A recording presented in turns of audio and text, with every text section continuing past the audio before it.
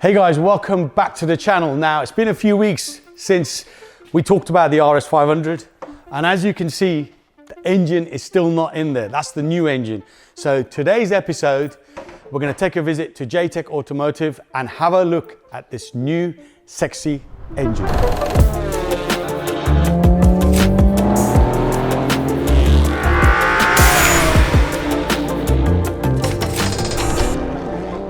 So yes, RS500 engine. Before we talk about that, let me move this E30A out of the way. Now, this car looks lovely and shiny, and if you're not following the main car security YouTube channel, which is called Cash TV, there's a link on the screen now. There's also a link in the description. Give us a follow. And this is one of two E38 750 ILs projects. They're called Battle of the Sevens, where myself and my wingman here at Cash, Palm, modified two E38s. Some banter along the way, some fun along the way, and some expensive costs along the way. So yeah, there's a link on the screen, as I said earlier, and in the description below. Make sure you give those episodes a watch. Let's move this forward and let's get back onto the RS500.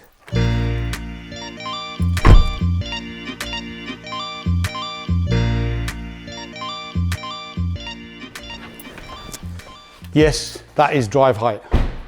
Mad. Anyway, RS500. It's been about 4 or 5 weeks since we dropped the last episode.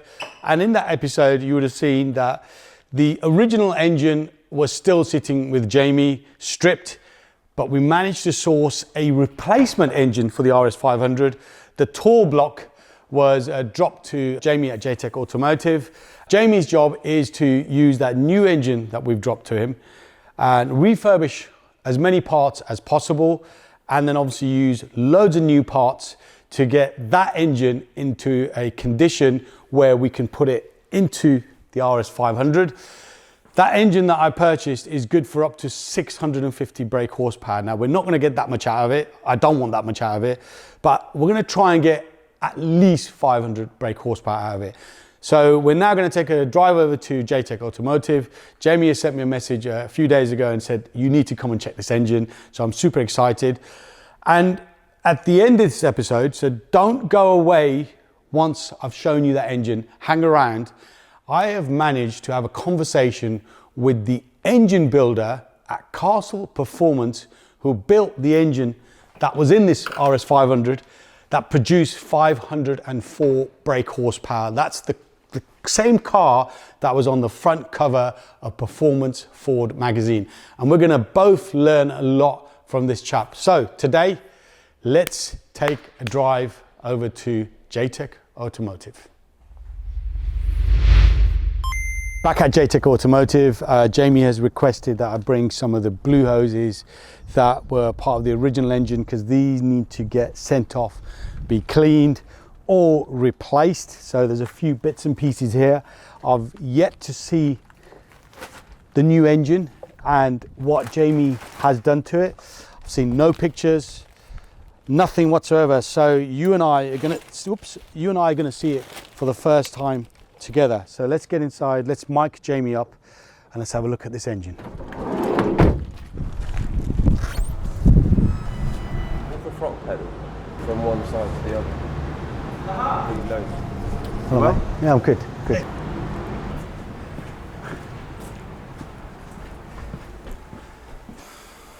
It's a sexy looking engine, that, I've got to say.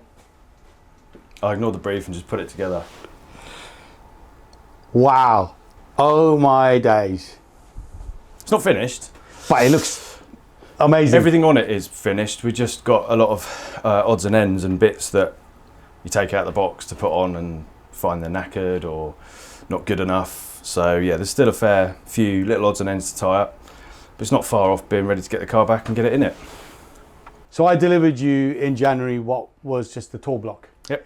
And you gave me 4 pages of parts that needed to be ordered. Yep. I went and cried in the corner when I saw the bill. So we ordered all the bits: clutch, radiator, ECU, tons of bits. Sent the turbo off, so we've had that slightly modernised as well as rebuilt. It's got new housing, new billet wheel, new actuator. It was like the engine, it was just worn out. So every single bit that we've picked up and checked before it goes on is either stripped, cleaned, replaced, new fasteners everywhere, new studs everywhere, lock washers. It's had a new timing belt. It's got uprated injectors. Everything has been through before it goes on the engine. Okay, so we've obviously got new injectors, new engine mounts as well. Yeah, new engine. Were the other ones like proper just? They just fell apart. Okay, just like everything else. Yeah. Now, clutch-wise, we had to sort the clutch out. So what did we do there? We got Helix to supply us a new clutch, which was the clutch style that was in the car, and we had Grace Engine Developments reface the flywheel because it was too badly pitted and scored from years of slipping a paddle clutch. But yeah, Cool. it's all been cleaned up, refaced, and it's ready to go on with a new spigot bearing, ALP flywheel bolts, and yeah, new hardware like pretty much everything else. Dan's restored the header tank. That looked rubbish before. Yeah. Wow. So has this been done in-house? Yep. The only thing that's been subbed out is the turbo, which went to Owen Developments, and the flywheel, which went to Grace Engine Developments. Everything basically has been checked. You've got to check everything, because the bit you don't check is the bit that causes you problem. We are quite a lot further along than I actually thought, to be fair. I'm surprised I actually got a smile on my face for once, because this project had become a bit of a burden. That's why I just thought I'd give you a bit of a surprise, give you a bit of a motivator that we're not far off getting the car back and putting it in. Obviously there's some bits we want to do to the car before the engine goes in. Yeah, so we're not far off that. I would have thought a couple of weeks and we'll be ready to have the car here. A couple of weeks? Yeah. Oh, fantastic. Yeah, brakes, we're on with the brakes. Engine harness is being made at the minute. Oh, this is amazing, I've got to say. This is, it's put a smile on my face for sure. Good. In terms of... Yeah, we can pop colour. the cam cover off and have that painted whatever colour you want. Yeah, so there was a few comments on the last post. Yep. Going to go with motorsport blue. Yeah, not a problem. Any problems or anything that you've encountered which you thought, I'm not happy with this, or... Yeah, there's always bits like pipes you take out the box and they're just too worn. So there are some silicone pipes we need to get hold of, which is why I asked you to bring the rest over today so we can check it. There's always stuff that comes out of the woodwork, but nothing major. No, nothing major at all. I'm quite impressed with the turbo, where the turbo looks. That just looks box fresh. It is, all of it's box fresh, yeah. Dan even rebuilt the alternator, every nut and bolt that's been stripped. We've had all the bolts passivated. That's all been painted properly. Even that has been restored, not just glammed up. It's all been rebuilt, new bearings, everything. Someone's put a fuel pressure sensor in there. Oh. They didn't even put it on square. Yeah, it's bent. So we're in the process of working out how we're going to do that. Still going to put the big wing sump on that was off the original engine. That's all been dipped and cleaned. So that's the last remaining job on the engine really. And then clutch and flywheel. And then yeah, at that point we'll give you a ring and get the car over. Now I know we spoke about brakes, and while you're refurbishing the stock brakes, I think I've got to get my ducks in a row and try and get some bigger brakes, because if we are chasing power, which we are now with this. Yeah, they're being restored more just to have them Correct. with the car, not to be used. If anyone watching this, or anyone knows of someone potentially that has brakes that are capable of stopping a 500 You plus just really brake want horsepower an car, big AP kit. They are. let me know. Still the Yeah, best. I don't want something that's been abused and so on. Something that's maybe been used lightly or is surplus to requirements. Drop me a DM. If not, I'll have to try and get a new set. And also, we need you to get one from one of your suppliers, an air filter. Do you remember what I said? If you Yes. get a panel filter. Yes, I will get onto that today. When the car comes back, we want to take the front hubs off, do the front wheel bearings, powder coat the cross member, just bits and bobs like that, so that when you open the bonnet, it does it justice. Is it too early to even think of numbers, or have you got a number in your head in terms I of thought power? you wanted a solid 250. 250 Yeah. times 2 at least. Oh, it'll do solid 250 all day long. Times 2. I always say they make what they make. Because I don't know the spec of the cams and bits and bobs like that, I'm guessing it's definitely going to be in the 500 region. That's music to my ears. But they always make what they make, you know? Yeah. I'm not the tuner, but I'd like to see it make 500. But more importantly, it's got to be reliable. Yeah, I think that's the most important thing. Want it starting on the button, want it running right, don't want problems down the road. That's why we're putting Yeah. on new loom, new management, and just trying to make it so you can use it. You know, you don't go to the garage and drive another one. You go, I want to take that one. This is exciting, and hopefully you guys that are watching this are as excited as I am, because to have something that's been around the world, been molested, destroyed, broken, thrashed on, and repaired poorly by previous mechanics. Obviously, we're not here to call anyone out. It is what it is. It's nearly a 40-year-old car. I think to be in a position where we can see daylight now, and hopefully get somewhere near that 500 brake will be absolutely fantastic. This is far from OEM spec. It's never going to be a trailer queen, and it's going to be used. We want to put down some 11s at some point, don't we? Definitely. You and I both. Yeah, 100%.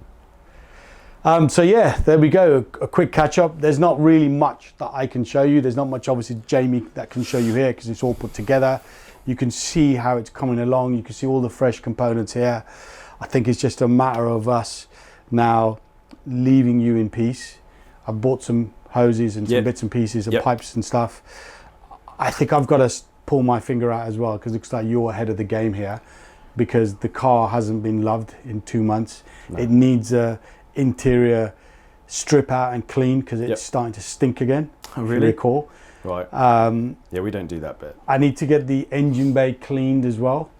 We can do that. Okay. Well, I don't need to worry about that then. We'll probably just bring it here and just give it a light wash and then take a lot more bits off that we will have powder coated and go through because obviously you're kind of bringing the car back from being sat for a long time. Yeah.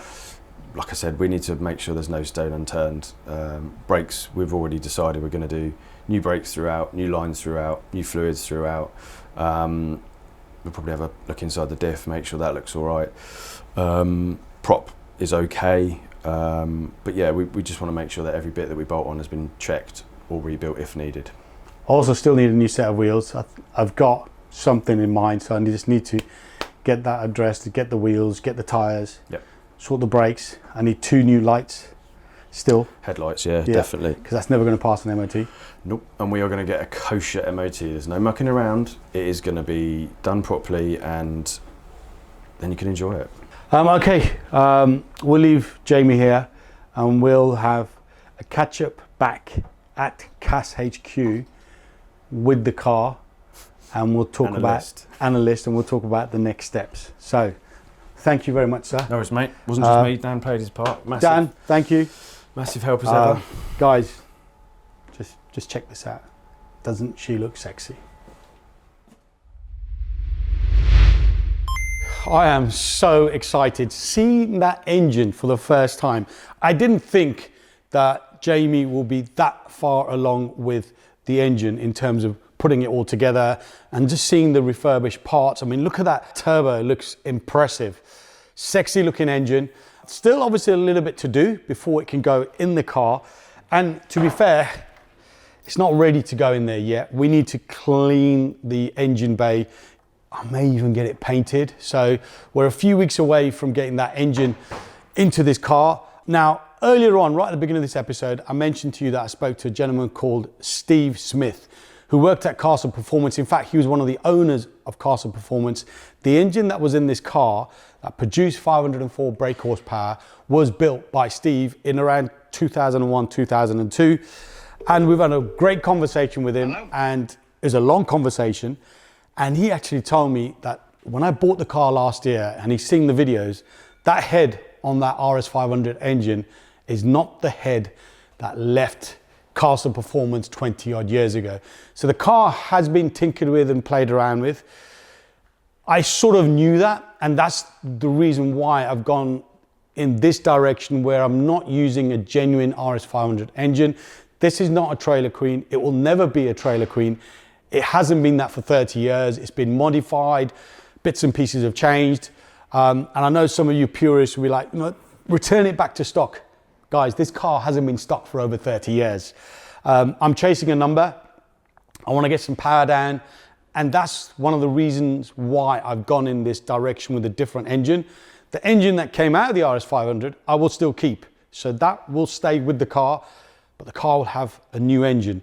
So we're going to be going back to Jamie at J-Tech Automotive in a few weeks, get the engine bay sorted. We're also going to get the interior completely stripped out from Jack, from Starner Gloss. You're going to come back, carpets, door cards, seats, behind the dash, everything. Give it a full clean because there's still a bit of a horrible smell in there, and leave the interior out. Let it just soak up some of the products that we're going to use to clean it.